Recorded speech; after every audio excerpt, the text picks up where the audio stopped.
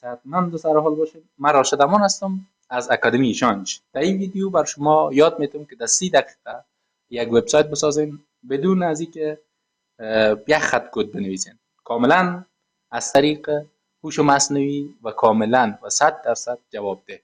کاری که ما شما در 30 دقیقه آینده میکنیم قطعا یک وبسایت تحویل ما میده، یک وبسایت استاتیک با طراحی زیبا و عالی، کاملا با استفاده از هوش مصنوعی و هوش مصنوعی رایگان بدون یک افغانی هزینه. کاری که میکنیم یک تا فولدر بسازیم و وصلش کنیم به ویس کد که من این کار انجام میدم.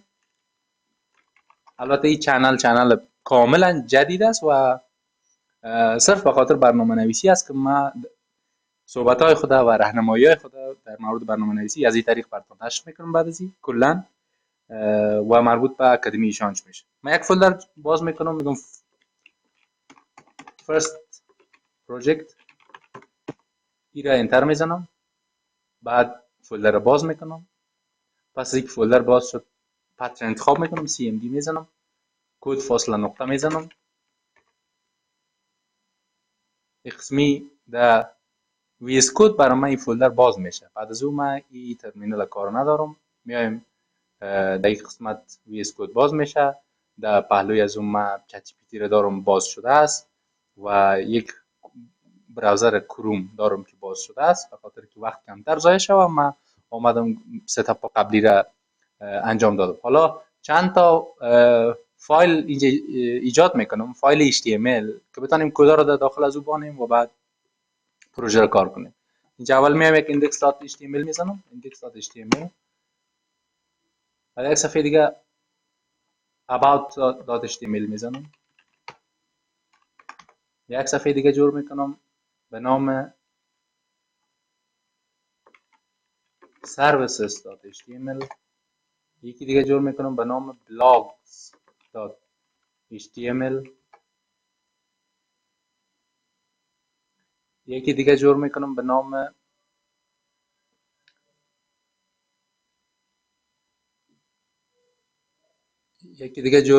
نام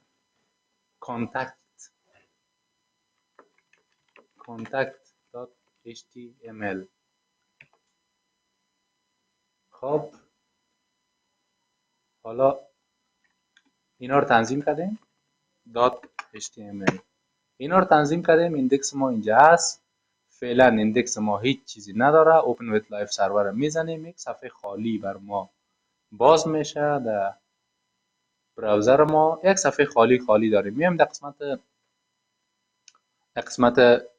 چت جی پی تی و از اینجا کار ما رو شروع میکنیم. کار ما از اینجا شروع میشه. یک پرامپت قشنگ در اول برش می نویسیم که ساختار کلی رو برش معرفی کنیم. بعد از او به طور کامل پیش میریم. خب ما برش میگم یک وبسایت استاتیک میسازیم با 5 صفحه ایندکس درباره ما، خدمات، بلاگ و تماس.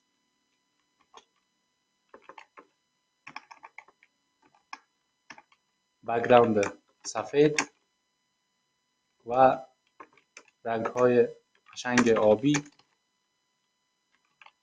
لوگو از طریق لوگوهای رایگان. اسم شرکت ساختمانی ایشانج. آیکن های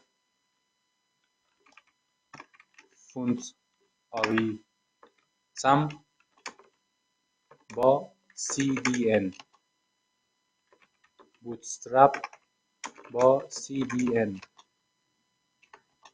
هیدر و فوترش را بده. کاملا رسپانسیو و طراحی قشنگ داشته باشد. یک گزینه دیگه هم فونت فارسی وزیر متن از گوگل فونتس. البته یک سری معلومات ابتدایی نیاز دارین به خاطر که یک سری چیزها رو بفهمین، در غیر صورت کار خاصی نیاز نیست بکنین، یعنی بسیار به سادگی میتونین شما این کار انجام بدین. دقت داشته باشین که شما با این ویدیو، با دقت کردن به این ویدیو میتونین در 30 دقیقه یک وبسایت رو طراحی بکنین. البته این طراحی یک وبسایت استاتیک خواهد بود برای شرکت ساختمانی که خدماتش معرفی میکنیم. در اونجا یک صفحه عمومی می داشته باشه، در مورد ما می داشته باشه، یعنی about، و در اونجا ما تاریخچه و ویژن و میژن و ولیو و تیم چی را معرفی میکنیم، تیم خود شرکت رو معرفی میکنیم. به این شکل ما شما چی رو پیش میریم، این جلسه رو پیش میریم و قطعا شما از این جلسه لذت خواهد بردین و یک چیزی یاد میگیرین که احتمالا قبلا یاد نداشتین و به شما کمک میکنه در برنامه نویسی. اگرچه شما برنامه نویس بوده باشین، به شما کمک میکنه که بعد از این خوبتر بتونین، سریعتر بتونین برنامه نویسی بکنین. خب من این فایل برام داده هنوز تکمیل نشده، منتظر میمونم این فایل تکمیل شود. درست این فایل تکمیل شد، این کپی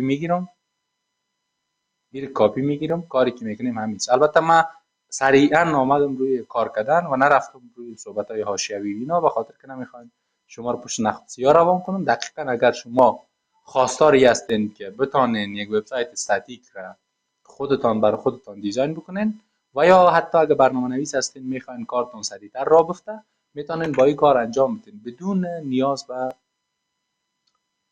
نیاز به ضایع کردن وقت. ببینید اینجا برای من ایره داده. خب یک سری تغییرات باید برش بیارم. یک پرومپت اپدیت میکنم. قبل از اینکه پرومپت اپدیت بکنم من این صفحه یک بار رفرش میکنم که برای من این گزینه این چیزی که فعلا هست رو بیاره. ببینید شما یک وبسایت فعلا به صفحه اولش طراحی شده، بسیار قشنگ و منظم اینجا اومده. حالا پیش میریم مراحل بعدیش را پیش میبریم.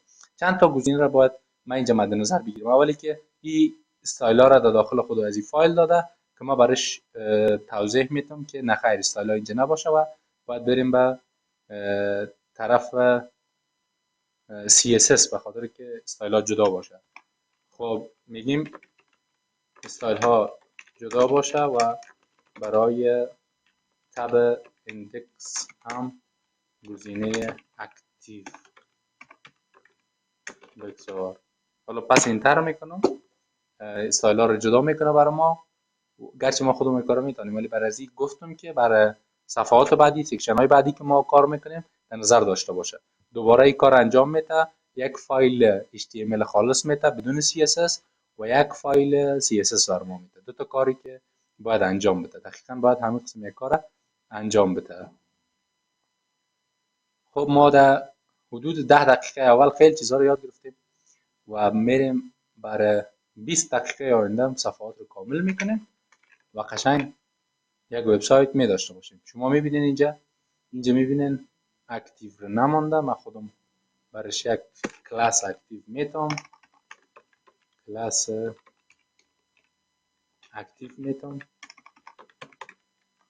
را دستی خودم انجام میتونم. این کل از این صفحات رو کپی میگیرم، به تمام صفحات این رو پیست میکنم. کار استاتیک همی است، این در نظر داشته باشین.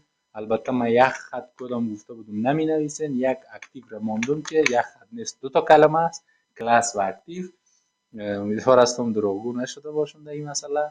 خب من فایل CSS را کپی میگیرم. اینجا کدای CSS را میام یک فایل CSS که باید ایجاد شود ایجاد میکنیم. حتما در این بالا خودش برای ما لینک کده. بیایم ببینیم کجا لینک کده. خب فکر کنم که کدی که کپی کردیم کدی نبوده که باید کپی میکردیم، یعنی کپی نشده بود. کد دومی از اینجا باید کپی کنم.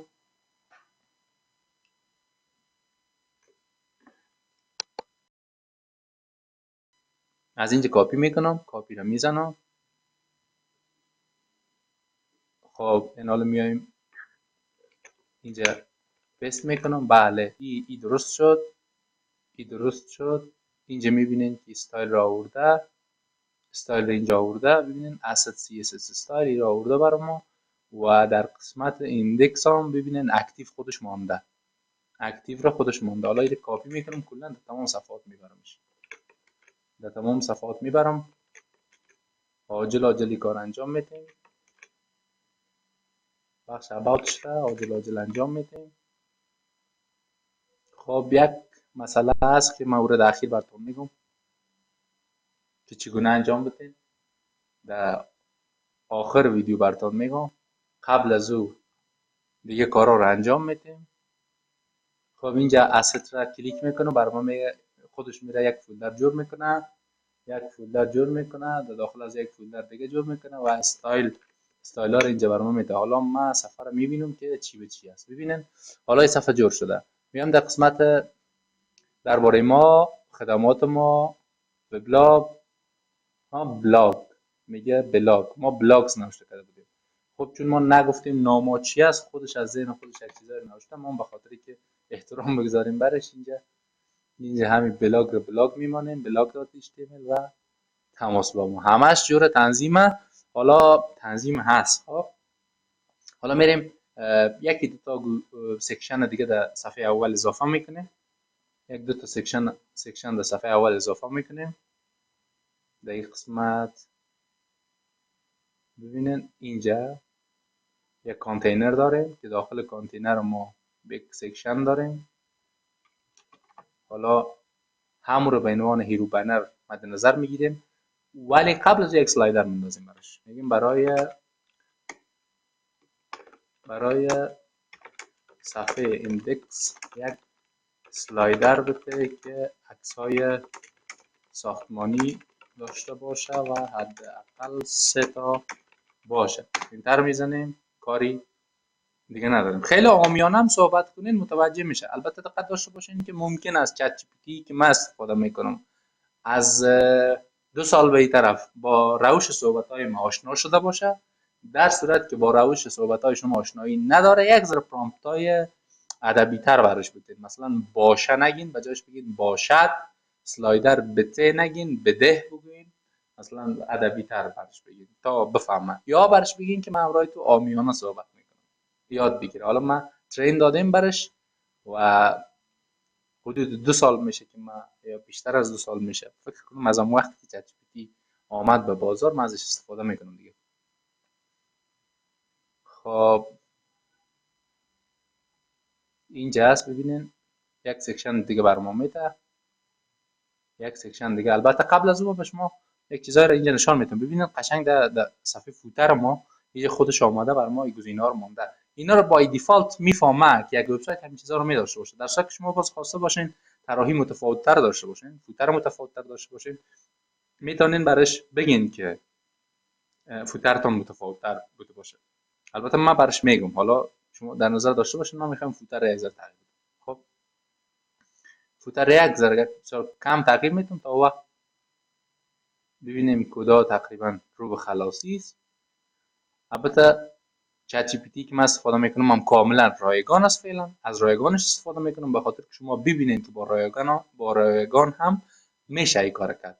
یعنی اصلا بهانه ای نیاز نداریم به خاطر که کار رو انجام بدیم. یک سکشن داریم میاریم در این قسمت، در پایین پس از سکشن هیرو، ببینید قبل از سکشن هیرو میمونیم. یک سلایدر است قبل از سکشن. البته شما میتونید بعد از سکشن هیرو بانید، هیچ مشکلی نداره، ولی من خواستم میره قبل از سکشن هیرو بانم. حالا سی اس اس های از اینم کپی میگیرم، در نظر داشته باشین. سی اس اس های از اینم کپی میگیرم، میایم دفعه استایل ها رو پایین اضافهش میکنم، میرم صفحه ایندکس ما رو میبینم. صفحه ایندکس ما را یک رفرش بزنم، گرچه لایو است، خب باید لایو بوده باشه ولی نامده. چرا نامده؟ باز دوباره دقت کنیم که در صفحه ایندکس بودیم یا نبودیم. این رو من بسته کنم، اتومات میره به بعدی. بلاگز بودیم. خب گناه این صفحه نیست. بلاگز از اینجا میگیریم، این رو کت میکنیم، هیرو سلایدر start، هیرو سکشن. خب از اینجا کت میکنیم، ولی یک چیز رو اضافی کت کردیم فکر کنم. خب ما از اینجا تا این قسمت کت میکنیم. حالا درست شد. میایم در ایندکس، در صفحه ایندکس که آمدیم اینجا بعد از هیدر هیرو سکشن، قبل از هیرو سکشن این پس از نو ایره میمانیم. البته من ایره یک ذره بزرگتر کنم که به شما بهتر معلوم شود. حالا خوب شد. بیایم دوباره ببینیم صفحه ما رو. ببینید قشنگ یک سلایدر بر ما مونده، بسیار مقبول و زیبا. خودش هم باید سلاید کنه. به خاطر که خود سلاید کنه ما نیاز به اسکریپت داریم. خب اسکریپت ها را اگه نداده باشه برش میگیم. ببینیم ای آیا کار میکنه یا نمیکنه. کار میکنه با سیویچ کردن. خب یک بار رفرش کنم ببینم خودش اتومات کار میکنه یا نمیکنه. اگه خودش اتومات کار نکرد احتمالا مشکل اسکریپت است. نه خودش کار میکنه. اسکریپت های بوتسترپ لود شده. ما بوتسترپ هم در اینجا استفاده میکنیم. یک سری چیزها رو بدون از اینکه ما بنویسیم خودش میفهمه، چون از کلاس های بوتسترپ استفاده میکنیم. خب من فعلا روی از او گزینه ها نمیرم چون بحث تخصصی نیست. بحث ما ساختن یک وبسایت با هوش مصنوعی است که بدون نیاز به دانش های تخصصی هم شما میتونید این کار انجام بدید. دقت داشته باشین اگر شما یک شخصی هستین که میخواین بر خودتان وبسایت بسازین ولی طراحی که دیگران میکنه خیلی مورد نظرتان نیست، شما میتونین قبلا اگر چی شما نتونین نخواهین و نتونین که کل کار خودتان انجام بدین، میتونین یک طراحی ابتدایی نظر به سلیقه خودتان با پرامپت دادن به چت جی پی تی جور کنین. بعدا بتین به شرکت رو براتون کاملش کنه و بندازه آنلاین کنه بره پشت کارش. حالا ببینین ایره داریم، اینجا رو داریم. فقط یک سکشن دیگه هم ما به خاطر صفحه هوم میگیرم. بعد از اون صفحه هوم ما را بسته میکنیم، میریم به صفحه بعدی.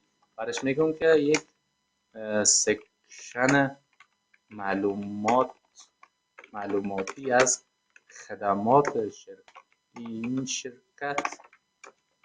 شرکت برای صفحه ایندکس بده. حالا بسیار ساده و آسان ما شما پیش میریم. بسیار به قشنگی این سکشن رو میگیریم و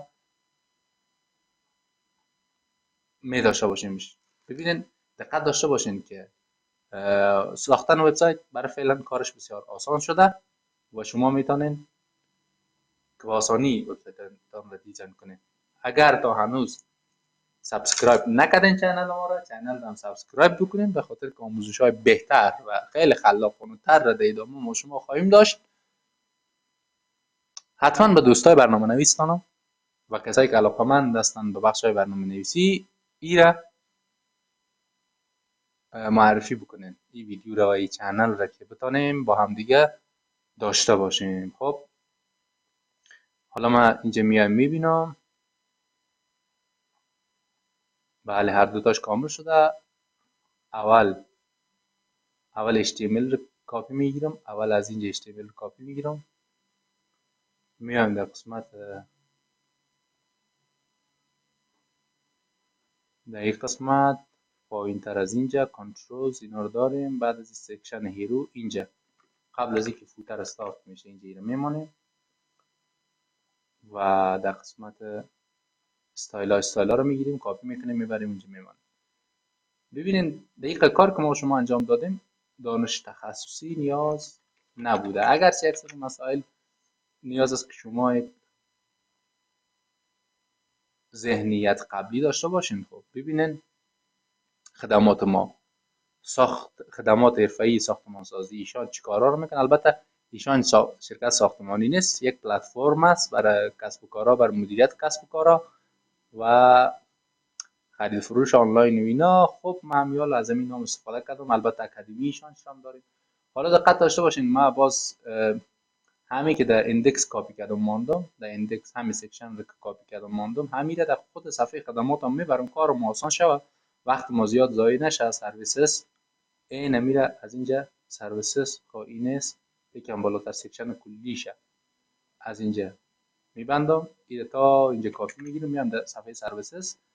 در صفحه سرویسز قبل از فوتر رو میندازم. خب قبل از فوتر رو میندازم به خاطر کار آسان شود دیگه سرگردانش نباشیم. ببینید در خدمات که میایم حالا همین در خدمات هم داریم. ببینید در صفحه خدمات هم همینا رو داریم. خب حالا این دوتا رو داریم. حالا میریم صفحه about رو کار میکنیم. خب چون وقت ما 20 دقیقه ما گذشته 10 دقیقه دیگه ما مونده. ما عاجل به شما چند تا گزینه رو میگم. میگه you are out of messages. خب امیدوار هستم که نگویی. بریم که در صفحه درباره ما یک سکشن تاریخچه و یک سکشن برای دیدگاه ماموریت و ارزش ها بوده. این انتر میزنیم که بر خواب جواب میده. یک اون وقت پیام میده، پیامش جدی نگیرین، یک مدت پیش میره تا کلا دیگه جواب نده شما از این پیام خانه دست نکشین. خب البته باز روش‌های بعدیش هم من میگم براتون که اگر یک پیام اینجا خلاص شد براتون دیگه اجازه نداد چیکار باید بکنین که هم مسیرتان درست و منظم باشه و هم کارتان. ایره کاپی میگیرم، میایم در صفحه about است. صفحه about است پس از ناو پس از هیرو سکشن ایره میمانم اینجا، کاپیش میکنم پستش میکنم. یکی میرم دومی رو چک میکنم. ببینن در قسمت تاریخچه ما در about است آمدیم. این صفحه درباره ماست، دقیقا صفحه درباره ماست. تاریخچه اینجا آورده، یک ذره یک دیزاینش مشکل داره. چرا؟ چون CSS چه ننداختیم. CSS کاپی میگیریم، کاپی که شد میایم در قسمت استایل داد CSS. خسته نشده باشین، امیدوار هستم اگه تا اینجا ویدیو رو ادامه دادین و تعقیب کردین خسته نباشین واقعا، و مطمئن هستم که شما پس از ختم از خودتان میتونین دستکار شوین یک وبسایت بسازید. البته چگونه ویسکو دریافت کنین اینا در چنل اکادمی ایشان که خارج از چنل یک چنل دیگه داریم اونجا در بخش برنامه‌نویسی و حتما ما تنظیمات پیشفرض اینا، این تنظیمات اولیه اینا رو حتما ما گفتیم. ان شاء الله میتونین اینجا برین پیدا کنین. در ویدیوهای بعدی حتما در همین چنل هم روش‌های نصب ویس کد از کجا پیدا کنین و نیازهای دیگه دارین و اکستنشن های چیزا رو نصب کنین اونا رو حتما در یک ویدیو براتون خاطر گرفتم بخیر. خب قبل از اون بریم که کار ما رو تکمیل کنیم. البته CSS کاپی نشده، CSS نبود اصلا. خب این درست است. پس کجا میرفتیم؟ کنم CSS رو گرفتیم، او نبود. about سکشن بعدی دیدگاه و ماموریت رو میگیریم، گرفتیم. بعد میریم CSS از این رو میگیریم. خب CSS MVV یعنی Measure Vision Values انگلیسیش هم پیش کاپی میگیریم. حالا صفحه خدمات ما رو صفحه درباره ما رو ببینیم. هیرو بنر داریم، بعد ایره داریم، بعد ایره داریم. قشنگ است. قشنگ نیست؟ از من قشنگ است. خدمات ما رو هم کامل میپنداره و صفحه وبلاگ رو میگیریم. صفحه وبلاگ رو معاجل کار میکنیم. حدود 6 7 دقیقه دیگه داریم که من دستم به پریمیر خورد. امیدوارم دستم باز نشه که سرگردانم نکنه. که باز شد گیره بسته کنیم. خب بسته میشه. بگذاریم از اون فعلا. بریم اینجا و برش بگیم که در صفحه وبلاگ یک ردیف سه وبلاگی بده که به یک صفحه نمایش وبلاگ نیز وصل باشه. صفحه نمایش وبلاگ را نیز بده.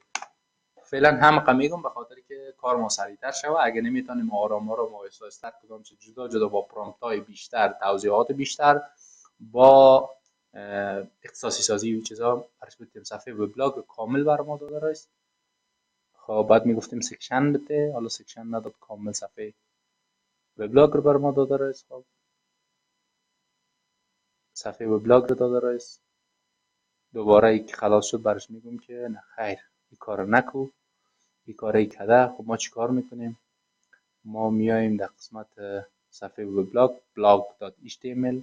اینجا کل صفحه را داده. ما نیاز به کل صفحه نداریم. چرا نیاز به کل صفحه نداریم؟ اینجا بلاگ را داریم. در بلاگ بعد از سکشن هیرو رو میمانم پست میکنم، ولی یادتان باشه که از اینجا باید قطع کنیم و کمی بالاتر پیج تایتل رو داریم. بالاتر اینجا رو باید کاملا قطع کنیم به خاطر که دوبار HTML و چیزا رو نیاز نداریم. یک کم پایینتر بیاییم. اینجا صفحه استایل ها رو میگیریم، کپی، میایم در قسمت بلاگ، در قسمت استایل ها رو میندازیم. حالا میریم صفحه وبلاگ ما رو چک میکنیم. بلاگ ما آخرین مقالات و خبرهای ساختمانی اینجا است. هر کدومش کلیک کنیم میره بلاگ سینگل دات html، میریم یک بلاگ سینگل دات htmل ایجاد میکنیم. تا کجاست؟ بلاگ سینگل دات html. خب بلاگ سینگل دات html پوینتر اینجا ای برای ما چی جور کرده؟ فوتر جور کرده. فوتر از قبل خودمون داشتیم، از اینجا به بالا دیگه و ماموریت اینا رو هم داشتیم که اینا رو هم گرفته. ویژن ولیوز صفحه این است. صحیح، صفحه بلاگ هست، اینا درست است. ما احتمالا در صفحه اشتباه هستیم. در صفحه بلاگ رو داریم. ببینید این رو کلیک میکنم خودش اتومات برام ایجاد میکنه. اینجا ایجاد شد. حالا فایل از این کپی میکنیم میاریم اندازیم در داخل از این. خب کجاست؟ صفحه نمایش وبلاگ رو کپی میگیرم، کلا کپی میگیرم، میایم در اینجا پست میکنم و میریم دیزاینش CSS کپی میکنیم. وقتمون بسیار کم مونده دوستان نهایت عزیز و امیدوار هستم در 3 دقیقه باقی مونده من تکمیل کنم که تکمیلم شد تقریبا. حالا صفحه وبلاگ رو من چک میکنیم، گزینه بیشتر رو کلیک میکنم. ببینید یک صفحه دیگه باز کرد. با یک سر تفاوت‌ها رو چگونه از بین ببریم. من اینجا در این قسمت میایم، در این قسمت بلاگ میایم پایین، کلا پایین. اینجا از این قسمت کپی میگیرم تا بالا در کجا؟ تا ختم فوتر، تا شروع فوتر کپی میگیرم، میایم در سینگل بلاگ تا پایین این دوتا رو میگیرم و جاش پیست میکنم و همچنان گزینه بعدی رو از بالا میرم. اینجا این قسمت رو میگیرم، نو رو میگیرم، کلا نو رو کپی میگیرم، اینجا رو هیدر استارت. صحیح. حالا میام در سینگل بلاک بالا میرم پایین، پس از هیدر، پس از بادی اینجا پیست میکنم. حالا ببینید قشنگ همو رو داریم. ببینید قشنگ گیره داریم. ببینید چرا به شکل قشنگ داریم. بلاک، پس از بلاک گیری کلیک میکنیم هر کدامش. البته هر کدامش باز که داینامیک شد به صفحات اختصاصی خودش وصل میشه. بدون داینامیک هم شما نیاز است که اینا رو به صفحات اختصاصی خودش وصل بکنید. حالا هم به عنوان صفحه آخر یک صفحه کانتکت اس جور میکنیم، ولی در ادامه در اخیر یک موضوع مهم است که فراموش شما شده باشه، شاید فراموش ما نشده که گفته بودم میگم براتون، اون رو میگم. یک سکشن کانتکت برای صفحه کانتکت هم بده. این رو میگیریم، بعد میریم کاری که باید انجام بدیم و احتمالاً کسای متوجه شدن. دو تا کار میکردیم، یکی که فوتر را یک ذره دیزاینش تغییر میدادیم و دیگه که یک کاری که من نگفتم ولی میگم انجام میدیم. خب این سکشن رو میگیریم، مثل سریال های هندی من چند بار یک صحنه را میخوایم نشان بدم، نشان نمیدم، تا آخر براتون نشان میدم. خب حالا یا از تریکای ازی است که شما ویدیو رو تا آخر ببینید دیگه. ما صادقانه پیش میایم. در قسمت about contact میایم کانتکت. خب البته دقت داشته باشین من به شما کاملا یاد دادم که بتونین یک وبسایت جور کنین. پشت نخود سیاه روانتان نکرد. این کارم نمیکنم. البته دانش رو به همین شکلی که به خودم رسیده و خیلی خوب و ساده و آسان رسیده به این شکل هم میخوام انتقال بدم. کاری هم با دیگه چیزش نداره. صفحه تماس با ما رو چک میکنیم. بله تماس با ما اومد. ببینین به شکل. البته این قسمت رو من در تمام صفحات ماندوم که باشه، شما میتونید نمانید. این قسمت هیرو بنر، خب یک بنر پیش فرض بر کلش ماندوم، شما میتونید نمانید. این هم صفحه کانتکت ما. البته این گزینه به خاطر وبسایت های داینامیک است. اگه شما میخواین کامل استاتیک باشه این بخش رو میتونید پاک کنید و نداشته باشین.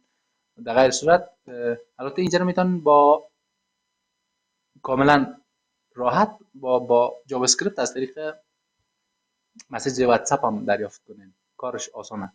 خب حالا بیایم برش بگیم که فوتری که داریم کجاست؟ فوتر بدون از اینکه به ایام بگیم خودمون میتونیم. خب کجاست فوتر؟ ایندکس. از ایندکس میرم فوترشه. ببینید فوتر را من خودم قرار بود کد نزنم، پس کد نمیزنم، فقط میگم که اینجا فوتر را از اگه خودم این کارو میکردم. خب اینجا برش میگم که این میره کپی میتونم، میگم این میره کپی میتونم برش میگم که از دو طرف 20 از دو طرف x. خب یعنی از طرف x میگم از طرف x 20 پیکسل فاصله داشته باشد و مارجین x آتو و کارنرهای بالاییش هم ردیوس داشته باشه. حالا این صرف به خاطر انجام دادم که البته خودم میتونم این کارو بکنم، میتونم، ولی گفته بودیم که یک خط کدام قرار ننویسیم. شما چون ما بلد باشم شما بلد نباشین، شما میتونین که از خود شما مصنوعی بخواید که کار براتون میکنه. ببینید این کپی میکنم، پیست میکنم، حالا میرم صفحه ایندکس ما رو چک میکنم، در کل صفحات اومده. ببینید فوتر پایین قشنگتر شد. ببینید از دو طرف فاصله گرفته، ردیوس بالایی هم داره. اینجا فوتر شکلش قشنگتر شد. حالا اگه خواسته باشم این قسمت رو از دیزاین دیگه بتونم که میتونم که چند دقیقه از وقت مدیر شده، فعلا میمونم و او گپی که قرار بود بگویم ای است که ما شما در بالا قرار ببینید خانه در هر صفحه که میریم همین خانه آبی است، یعنی که این کار اشتباهه. باید ما به هر صفحه که بریم همون صفحه لینکش اکتیو شوه، فعال شوه و آبی نشان بده. به خاطر از این کار ما شما نیاز داریم به قسمت نوبار بیایم، نوبار داخل از باز کنیم، بیاین اینجا در قسمت هوم شما یک اکتیو میبینین، کات میکنین، در صفحه اباوت است میارین، در سینگل پیج نداریمش، در سینگل پیج نداریم، داریم در سینگل پیج داریم، در سینگل پیج که داریم اینجا اکتیو داریم، این کات میکنیم میاریم در وبلاگ، در بلاگ و در قسمت درست گرفته رسون دیگه نباید ما. خب در قسمت بلاگ هم همچین کاری انجام میدیم. ببینین از اینجا البته در دو تا بالا اشتباه انداختم جایشه. در بلاگ میاریم در پایین در اینجا اندازیم، در اباوت پس برمیگردیم عقب، اباوت رو درست انداختیم، در بلاگ سینگلی رو از اینجا کات میکنیم میاریم اینجا مندازیمش و در قسمت کانتکت هم این کار رو انجام میدیم. بعد خروجی رو میبینیم و جلسه ما رو میبندیم. با همین آسانی شما در کانتکت هستید. شما در نیم ساعت تونستین ساخت یک وبسایت رو یاد بگیرین. این هم از اینجا و این بالایی رو که اطراف پاک باید بکنیم. صفحه سرویسز رو داریم که همین انجام میدیم و خلاص شده.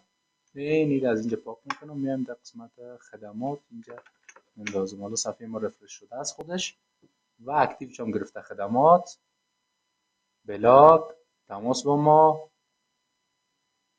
خانه تان آباد که تا اینجا این ویدیو رو تماشا کردین. این ویدیو بود که یک 4 دقیقه یا 5 دقیقه بیشتر از نیم ساعت شد، ولی فکر کنم ارزش داشت.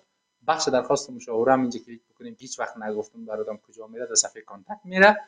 با این گپ ویدیو ما رو به آخر میرسانیم. اگر خوشتون اومد بپیوندین با ما که درسای خیلی خوبی در ادامه خواهد داشتیم. خدا نگهدارتون.